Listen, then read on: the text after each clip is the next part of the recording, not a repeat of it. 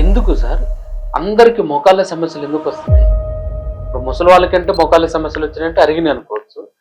చిన్న పిల్లలకు కూడా మోకాళ్ళ సమస్యలు, అందరూ మోకాళ్ళ నొప్పులు అంటే ఒక ఫ్లోర్ ఎక్కితే చాలు మోకాళ్ళ నొప్పులు, కాళ్ళు నొప్పులు అంటున్నారు. దీనికి కారణం ఏంటి?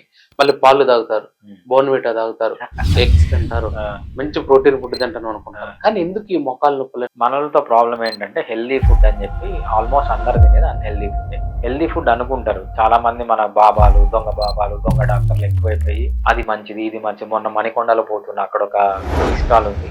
అక్కడ ఎంత పెద్ద బోర్డు ఉందంటే ఈ రూమ్ అంత పెద్ద బోర్డు ఉంటుంది. ఏమని పెట్టినాడు, ఇక్కడ తాటి బెల్లంతో టీ చేయబడుతుంది, తాటి బెల్లం ఇమ్యూనిటీ బూస్టర్, హెల్దీ అని.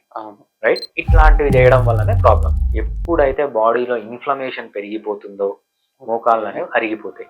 ఇన్ఫ్లమేషన్ పెరగడానికి నంబర్ 1 రీజన్ ఏంటంటే ఎక్కువ కార్బోహైడ్రేట్ తీసుకోవడం. అంటే తేనె అన్ని రూపాల్లో, బెల్లము అన్ని రూపాల్లో, చక్కెర అన్ని రూపాల్లో, స్వీట్లు, పిజ్జాలు, బర్గర్లు, చాక్లెట్లు, కూల్ డ్రింక్లు ఇవన్నీ తాగడం వల్ల కార్బోహైడ్రేట్ ఎక్కువైపోయి, ఎప్పుడైతే కార్బోహైడ్రేట్ ఎక్కువైపోతే ఇన్ఫ్లమేషన్ ఎక్కువైపోయి, ఇన్ఫ్లమేషన్లో ఒకటి బాడీలో ఇన్ఫ్లమేషన్ ఉంది, రైట్, ఇంకో బాడీలో ఇన్ఫ్లమేషన్ లేదు.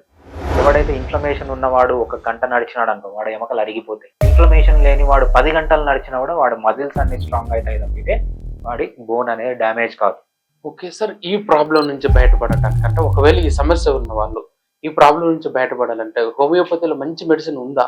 అంటే తక్కువ కోర్స్తోనే మనం ఈ ప్రాబ్లం నుంచి బయటపడొచ్చా? అంటే నెలల వ్యవధిలోనే? డెఫినెట్ గా నేను చెప్పినట్టు కొన్ని లైఫ్ స్టైల్ చేంజెస్ చేసుకొని క్విక్గా రికవర్ అవుతాయి. ఇప్పుడు హోమియోపతిలో చాలా మంచి రీసెర్చ్ వచ్చింది, చాలా మంచి మెడిసిన్స్ వచ్చాయి. దీనికి మీరు చేయాల్సిన సపోర్ట్ ఏంటంటే కార్బోహైడ్రేట్ తగ్గించండి, ప్రాసెస్డ్ ఫుడ్ తగ్గించండి, జంక్ ఫుడ్ తగ్గించండి, మంచి ఆకుకూరలు తీసుకోండి, కాయగూరలు తీసుకోండి, పప్పు దినుసులు, పల్సెస్ తీసుకోండి, మొలకలు తీసుకోండి, చికెన్ తినండి, మటన్ తినండి, ఎగ్స్ తినండి, పుల్లటి మజ్జిగ తీసుకోండి, ఫర్మెంటెడ్ ఫుడ్స్ తీసుకోండి, బాగా నిద్రపోండి, బాగా ఎక్సర్సైజ్ చేయండి, లైఫ్లో స్ట్రెస్ తగ్గించుకోండి, ఆల్కహాల్ స్మోకింగ్ మానేయండి. ఇవి చేసి కనుక హోమియోపతి మెడిసిన్ కనుక తీసుకుంటే డెఫినెట్గా ఎటువంటి వాళ్ళకైనా బోన్ రీగ్రోత్ చేయడానికి కూడా కొన్ని మెడిసిన్స్ ఇప్పుడు హోమియోపతిలో అవైలబిలిటీ. Healthiform Fitness